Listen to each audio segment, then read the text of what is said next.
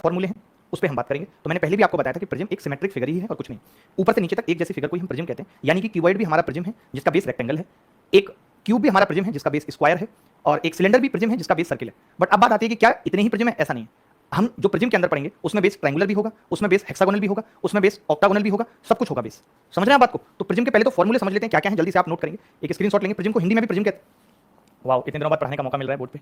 Prism को हिंदी में भी क्या कहते हैं? प्रिज्म कहते हैं। ठीक है, प्रिज्म के फॉर्मूले क्या क्या है? वॉल्यूम बराबर होता है area of base into height. Area of base into height, volume का मतलब क्या होता है? Area of base into height. और अगर हम लेटरल सरफेस एरिया की बात करें यानी कि पार सतह का क्षेत्रफल, तो ये होता है पेरीमीटर ऑफ बेस, बेस का पेरीमीटर इनटू हाइट। इसमें हाइट ही होती है, सिलेंट हाइट जैसी कोई चीज नहीं होती। आप जानते हैं क्यूबॉइड क्यूब में क्या होता है? ऊपर की और एक नीचे की सरफेस दो एक्स्ट्रा होती हैं लेटरल सरफेस एरिया से। तो जब भी हम टोटल सरफेस एरिया निकालने की बात करेंगे तो उसके अंदर लेटरल सरफेस एरिया भी आएगा और 2 इंटू एरिया ऑफ बेस भी आएगा। ठीक है, ये तो इसके फॉर्मूले हो गए। अब प्रिज्म होता कैसा है, दिखने में कैसा होता है? गर्म पानी पीते रहेंगे तो खांसी नहीं आएगी आपको भी, सही रहेंगे, दोस्त रहेंगे। अब जैसे ट्रायंगुलर प्रिज्म की बात की हमने, तो ट्रायंगुलर प्रिज्म क्या होता है? जिसका बेस ट्रायंगल हो, जिसका बेस ट्रायंगल हो। अब बेस अगर ट्रायंगल है तो वो इक्विलेटरल ट्रायंगल भी हो सकता है, इक्विलेटरल ट्रायंगल भी हो सकता है। तो आप देखेंगे कि कैसा प्रिज्म है। हमने एक प्रिज्म को लिटाया हुआ है, ये इसका बेस है, ये इसका बेस है। ऐसे समझ लीजिए कि बहुत सारे ट्रायंगल हैं, बहुत सारे ट्रायंगल हैं और हमने ट्रायंगल के ऊपर ट्रायंगल रख दिया, तो क्या बन गया? प्रिज्म। ये इसका बेस है। अब नीचे वाले ट्रायंगल से लेकर के ऊपर वाले ट्रायंगल तक की जो दूरी है ये हाइट होगी प्रिज्म की। ये मैं आपको सारे दिखाऊंगा, जब तक आप फील नहीं करेंगे तब तक समझ पाना मुश्किल है। ये इसकी हाइट होगी। अब शायद आप देख पा रहे होगे 3D में कि ये बेस है, ये ऐसे रखा हुआ है, तो एच क्या है? इसकी हाइट है। तो ये क्या है? ट्रायंगुलर प्रिज्म है। बाकी मैं और भी दिखाता हूं आपको प्रिज्म। जैसे ये स्क्वायर प्रिज्म है कि इसका बेस क्या है? स्क्वायर है। देखिए कौन सा है इसका बेस? ये जो नीचे है ये इसका बेस है, ये इसका बेस है। और फिर इसकी हाइट कौन सी होगी? This is the height.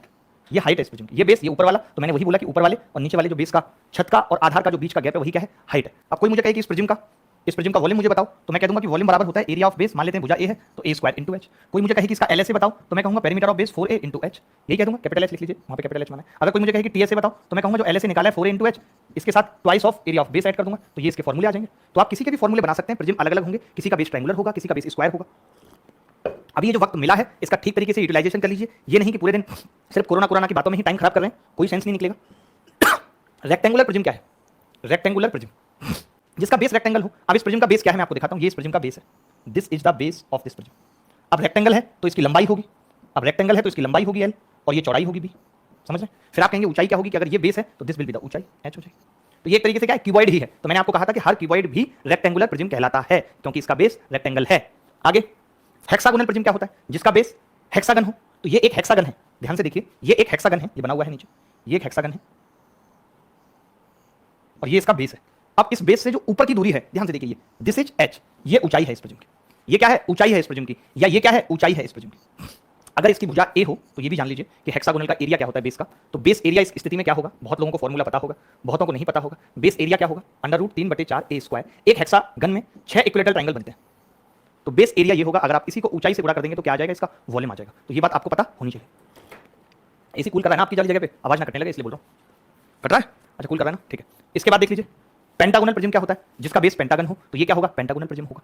इसके बाद ऑक्टागोनल प्रिज्म जिसका बेस अष्टभुज हो, जिसकी 8 भुजाएं हो। जैसे कि ये इसका बेस है, नीचे तो मैं नहीं दिखा सकता, ऊपर से दिखा सकता हूं कि ये इसका बेस है और दिस इज द हाइट। अगर इसकी भुजा ए हो तो इसका फॉर्मूला भी बहुत लोगों को ना पता होगा कि एरिया ऑफ ऑक्टागन क्या होता है? अष्टभुज का एरिया क्या होता है? 2 √2 + 1 ए स्क्वायर। देखिए मैं आपको दिखा रहा हूं, जब तक आपके दिमाग में वो फील नहीं आएगी कि प्रिज्म होता क्या है, तब तक आप कैसे अपने दिमाग में सवाल के सॉल्यूशन को सोच पाएंगे, ये आप मुझे बताइए। आगे बढ़ते हैं। अच्छा, ये ट्रेपेजोइडल प्रिज्म है। आपने कूड़े का ढेर पड़ा होगा या आपने स्विमिंग पूल पड़ा होगा, तो वो क्या होता है? ट्रेपेजोइडल प्रिज्म ही होता है। हम क्या करते हैं उस कूड़े के ढेर को, कूड़े के ढेर की तो शेप यही होती है। अगर मैं बात करूं स्विमिंग पूल की, जो हम नीचे उतरते जाते हैं और गहराई बढ़ती जाती है, वैसे वाले स्विमिंग पूल की बात कर रहा हूं, तो उसको अगर हम उल्टा करते हैं तो वो ऐसा ही दिखेगा। यानी आप ये देख रहे हैं कि अगर मैं इसको इस साइड से देखूं तो ये कह सकता हूं कि अगर इसका ये बेस है तो ये क्या है? एक ट्रेपेजियम है। ये क्या है? एक ट्रेपेजियम है। अगर हम इसको एल बोलते हैं, इसको बी, और ये इसके बीच की दूरी है h1, तो हमारे लिए हाइट क्या हो जाएगी प्रिज्म की? ये बेस है, लेटा हुआ है, ये हाइट हो जाएगी।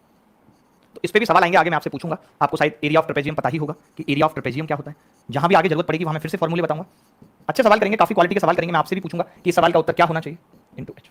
ठीक है, चलिए अब सवाल करना शुरू करते हैं। तो पहले कुछ एक आसान से सवाल से शुरू करते हैं जो कि पेपर में पूछे गए, ताकि आप आगे जाके ये ना कहें कि आप जो सवाल करा रहे हो ये पेपर में आते नहीं आते। तो उसके लिए मैं पहले प्रूफ देना चाहता हूं। आप देखिए, एक सवाल आपके सामने है, सीजीएल मेंस 2018 में पूछा गया और एक पेपर में दो सवाल भी आए। अगर मेंस 2018 में दो सवाल भी एक पेपर में देखे गए, यानी कि प्रिज्म से मेंस में सवाल तो जरूर आता है, प्री में भी 20, 21 और 29। तो आपको यहाँ पे पता लग जाना चाहिए कि जो 20, 21 और 29 साइड होती हैं, ये एक समकोण त्रिभुज यानी राइट एंगल ट्रायंगल की साइड होती हैं, क्योंकि ये एक ट्रिपलेट है 20, 21 और 29। जिनको पता है वो जल्दी निकालेंगे, बाकी रोज फॉर्मूला लगाते रह जाएंगे। ठीक है, ये मैंने बेस बना दिया प्रिज्म का। अब ये कह रहा है आयतन दिया हुआ है और इसका पृष्ठीय क्षेत्रफल पूछ रहा है। देखिए आयतन दिया हुआ है, पृष्ठीय क्षेत्रफल पूछ रहा है, तो पृष्ठीय क्षेत्रफल कुल पृष्ठीय पूछ रहा है, नहीं लेटरल सरफेस एरिया पूछ रहा है। यानी कि मुझे हाइट की जरूरत पड़ेगी। हम सोचते कैसे, मुझे हाइट की जरूरत पड़ेगी। मुझे हाइट मिलेगी कैसे? मैं जानता हूं कि वॉल्यूम बराबर होता है area of base into height, यही होता है। यहाँ से मैं हाइट निकाल सकता हूँ, कैसे? क्योंकि वॉल्यूम मुझे दिया हुआ है 7560। एरिया ऑफ बेस कितना आ जाएगा, तो आप कहेंगे राइट एंगल ट्रायंगल का निकालना आसान है, हाफ बेस इंटू हाइट 20 गुणा 21 इंटू एच। ठीक है भाई, तो आपने देखा कि 2 से ये कितनी बार कट गया, 2 से 2 कट गया, 0 से 0 कट गया, 21 से इसको भाग लगाऊंगा तो एच कितना आ जाएगा, 21 दिया 63 और 21 126, एच 36 आ गया। एच कितना आ गया, 36 आ गया। गलत किया तो बता देना, एच 36 आ गया। अब आपसे पूछ क्या रहा है, बहुत छोटी सी बात पूछ रहा है कि लेटरल सरफेस एरिया बताओ। तो लेटरल सरफेस एरिया होता है पेरीमीटर ऑफ बेस। पेरीमीटर का मतलब इन सबका जोड़ 21 20 और 29। तो 21 और 29 50 और 20 70, यानी कि पेरीमीटर कितना आ जाएगा 70।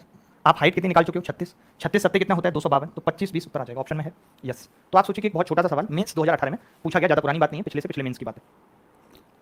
हमने कुछ नहीं किया इसमें, जो काम की कुछ बात थी वो एक तो ये कि आपको 20 21 29 ट्रिपलेट पता होना चाहिए। एलएसए निकालने के लिए पेरीमीटर पता है, हाइट पता होनी चाहिए। हाइट निकालने के लिए मैंने वॉल्यूम को एरिया ऑफ बेस से भाग करके हाइट निकाल दी, 36 उत्तर आ गया। बाकी देख लेना इस वीडियो को, बाद में देखना, हम ज्यादा स्लो अब नहीं पढ़ाएंगे, बच्चों का ही कहना है कि स्लो कम पढ़ाई। ये सवाल भी सीजीएल मेंस 2018 में आया है, ये सवाल भी देखिए 10 सेकंड में आप उत्तर बताइए, तब तक मैं सवाल पढ़ रहा हूं। मेरे साथ जितनी प्रैक्टिस कर सकते हैं कर लीजिए, बाद में अगर ये सोचें कि वीडियो देख के पढ़ लूंगा, कुछ नहीं होने वाला, ना वीडियो देख के पढ़ाई हो सकती है ना कुछ और। ठीक है, तो एक सम प्रिज्म की ऊंचाई 18 सेंटीमीटर है और इसका आधार 5 सेंटीमीटर 8 सेंटीमीटर और 12 सेंटीमीटर की भुजाओं वाला एक त्रिभुज है, तो इसका पार सतह का क्षेत्रफल बताइए क्या होगा। इतनी सी बात पूछ रहा है, बहुत नॉर्मल सी बात है। ऊंचाई दे रखी है, आधार दे रखा है 5 8 12, पार सतह का क्षेत्रफल पूछा है। कितना नॉर्मल सवाल पूछा है, यानी कि एलएसए पूछ रहा है, कुछ निकालने की जरूरत नहीं है। एलएसए में पेरीमीटर ऑफ बेस, तो पेरीमीटर कैसे निकलेगा, सभी भुजाओं का जोड़ 12 और 8 20 और 5 25 और सीधे ऊंचाई से गुणा करेंगे 18, 25 दूनी 50 निम्मा 450 ये होता है। तो मैं ये बस दिखा रहा हूं आपको कि इतने छोटे छोटे सवाल भी पेपर में आए हैं।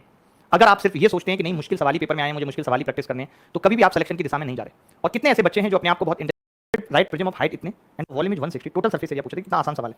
अगर मैं आपसे कहूं कि यार एरिया ऑफ बेस बता दीजिए यहां से, तो आप आराम से बता सकते हैं कि वॉल्यूम बराबर होता है area of base into height, यही होता है।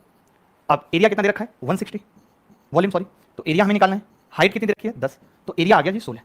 अब आप जानते हैं एरिया अगर 16 आ गया और ये वर्ग है ए स्क्वायर, तो भुजा कितनी आ जाएगी 4 4 आ जाएगी। आपसे पूछ क्या रहा है, टोटल एरिया पूछ रहा है, टीएसए पूछ रहा है। तो सबसे पहले तो मैं एलएसए निकालूंगा, एलएसए निकालूंगा। एलएसए क्या होगा, पेरीमीटर ऑफ बेस। आप बताइए एक वर्ग है बेस जिसकी भुजा 4 है, तो पेरीमीटर कितना होगा 16 इंटू हाइट कितनी है 10 प्लस, अब आप कहेंगे 2 इंटू एरिया ऑफ बेस और आएगा, एरिया ऑफ बेस तो मुझे पहले से ही पता है 16 है, तो 2 गुणा 16 और लिख देंगे, तो कितना आ गया जी 160 और 32 192। यही सवाल का उत्तर है 192। मैं चाहता तो नया टॉपिक शुरू कर सकता था, बट मैं नहीं चाहता कि हम ए टू